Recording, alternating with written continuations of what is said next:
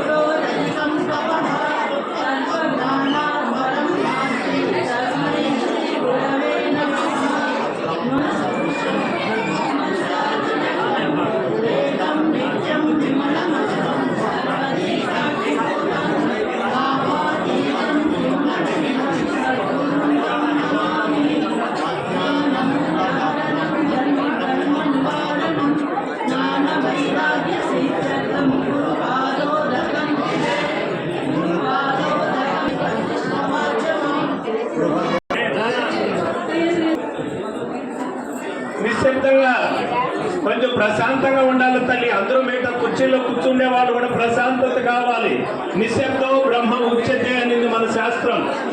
శబ్దము నిశ్శబ్దం రహితం కావాలి. శబ్దం రహితం ఎప్పుడవుతుందో అప్పుడే నిశ్శబ్దం కలుగుతుంది. నిశ్శబ్దం బ్రహ్మ ఉచ్యతే అని ఒక మాట చెప్పారు మన వాళ్ళు. అది ఈరోజు మనం చెప్పుకున్నటువంటి మాట కాదు. కాబట్టి అందరూ కూడా మౌనంగా ఉండండి. మౌనం చాలా ముఖ్యమైనటువంటిది.